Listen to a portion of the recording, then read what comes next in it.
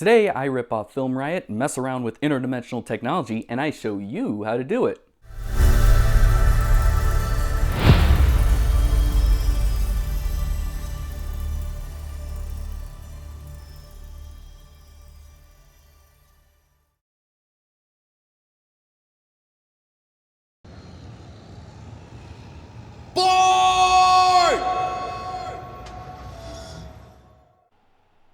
I'm so bored.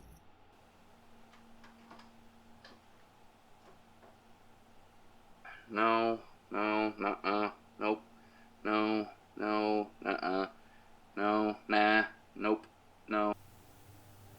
The Jedi feels the Force flowing through him. Oh, gee! No, no, no, no, no, no, no, no, no!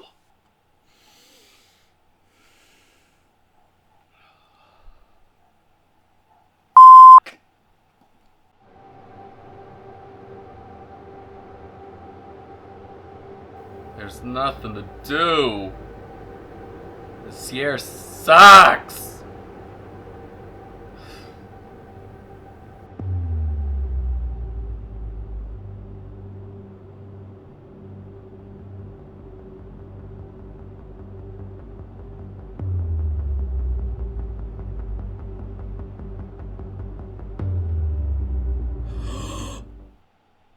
Oh my sweet pajamas! That's it!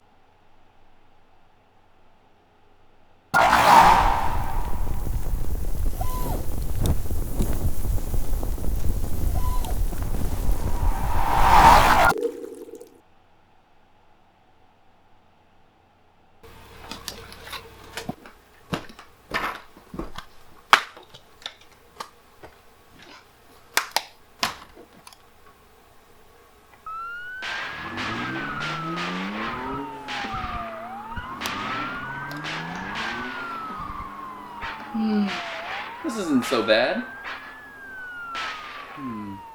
Hey there, I'm John Murphy, and this is Properly Productions. I hope you liked that little sketch, because now, here comes the fun part.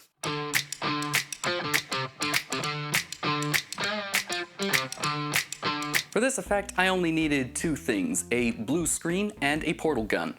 I originally planned to have a green light off to the side that would act as an in-camera effect for the portal light, but I dropped that after I saw that I'm not lit by the light when I walk off my mark, which just kills the effect. If I were to do this again, I would use a similar setup seen in the Doctor Strange VFX breakdown. Moving on, I set up the space, placing the blue screen in the area I want, making sure it's evenly lit as possible.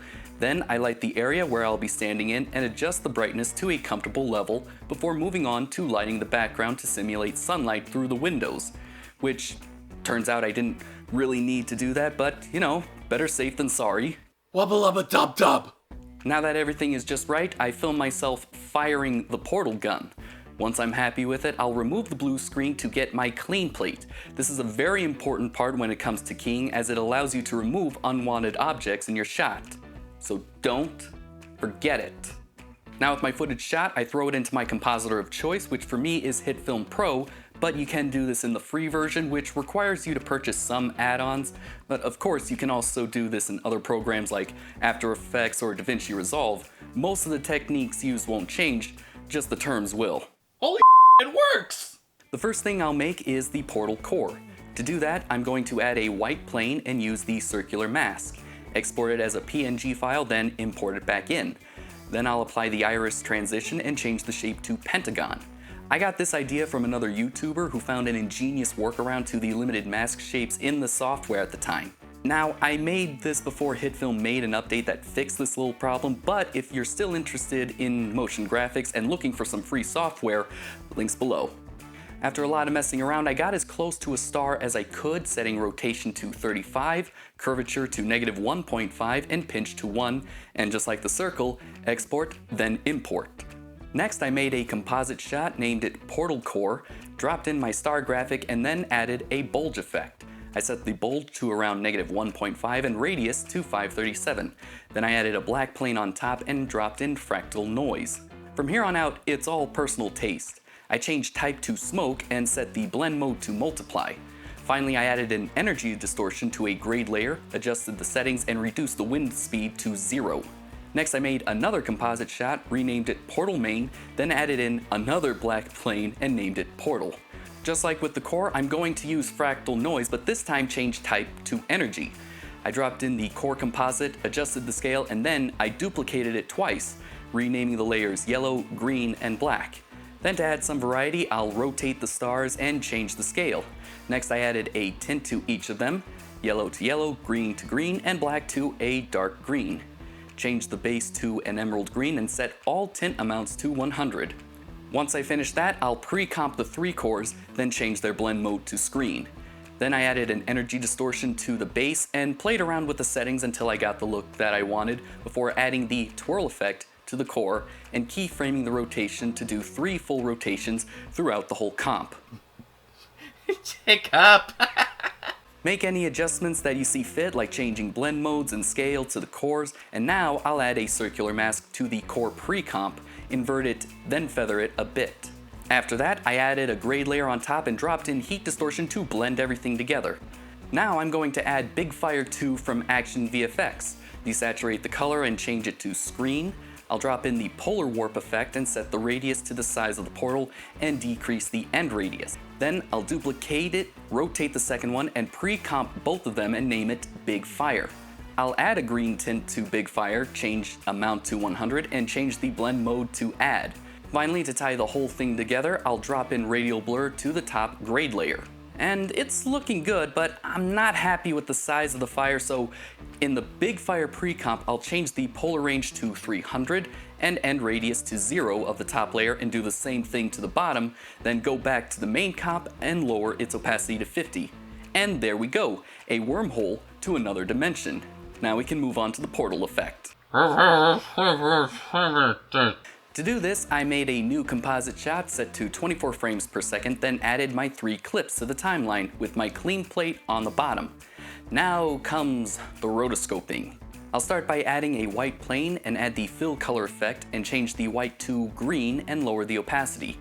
Now I'll make layers of small masks around the areas that won't be keyed out. This will actually help speed up the process. Once both clips are masked out, I'll copy the masks and paste them to the clips, and I'm just gonna take a moment to admire that this is the best rotoscope I've done so far. That's amazing. Wubba-lubba-dub-dub. Now I'll drop in my portal comp, add a circular mask, and play around with the feathering and expansion. Then I'll change the layer to a 3D plane, click yes to add the camera, then adjust the scale, position, and rotation to fit the scene.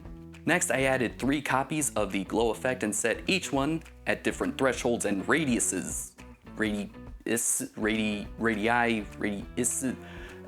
I don't know.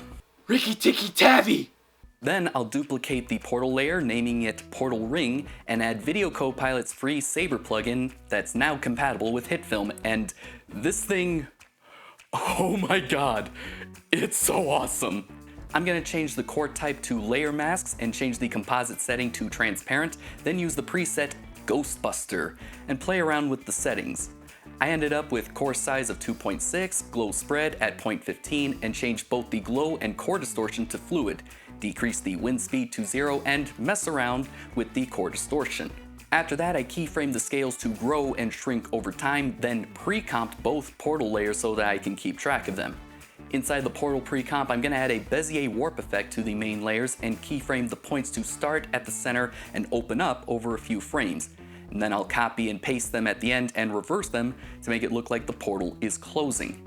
Then I'll copy and paste them to the ring layer so it moves like one. Now looking at the portal, it's getting there. The last thing I'm gonna do is add a twirl effect to both layers, making it look more vortexy. Back in the main comp, it's time to animate passing through the portal. In the show, there's always a yellow outline whenever the characters pass through it, so to do this, I'll just add a simple inner and outer glow to the keyed layers, set them to the same yellow color as the core, and I'll just keyframe the opacity over a few frames at the beginning and end of the clips. To make it look like I'm actually passing through the portal, I keyframe the choke in both the chroma key matte settings and matte cleaner to increase over 5 frames to really wrap it around me. And just as you figured, I did the same thing to the portal out layer, just in reverse. Now because Rick and Morty is a cartoon, they can get away with a few things that you just can't in live action. One of those is affecting the environment. The simplest way to do this is to distort the background by using a displacement map. For this, I'm gonna duplicate the main portal layer, rename it displacement map, and scale it up a little bit and then hide it from view. Now I'm gonna add the displacement effect to the clean plate, change the source layer to displacement map, set the channels to luminance and increase them both to 55. For the beam, I added a lightning effect to a new plane layer, set the glow and branches to 0, and positioned the start and end points to the gun and portal center. I set the widths of both points to give the impression of 3D and then changed the core color to green before adding a 3-tiered glow effect. Then I keyframed it to grow and shrink over time. Whenever the portal closes, there's always a splash of fluid, so for this, I added a bloodburst clip from Action VFX. Using the level's histogram, I decreased the red channel's gamma to flatten it out, then decreased its white output. I increased the green's black output and decreased its blue-white output. Rick and Morty portal sketch, B, take 1. Finally, I added a 3-tiered glow effect, making sure the blend modes are set to add. Because this is an effect that involves light, I'm going to do 2 things to blend this all together. First, I added a neon glow to the portal comp, increasing the radius and, you guessed it, setting it to add. Next, I placed a light green plane above the portal in layer, setting the blend mode to screen this time, and then dropping the opacity to around 15. Then I drew an ellipse mask around me, feathering it a bit and keyframing the opacity to be in sync with the portal and have it follow me. For some finishing touches, I'm going to add 2 light flares that I made myself and position them at the container and portal center, and finally, I created a gray layer, added the lens dirt effect, and used one of the free lens dirt textures from Action VFX, and then I tweaked it for a subtle effect. Finally, color grade as a whole, add some sci-fi sounds and widescreen bars, and we have...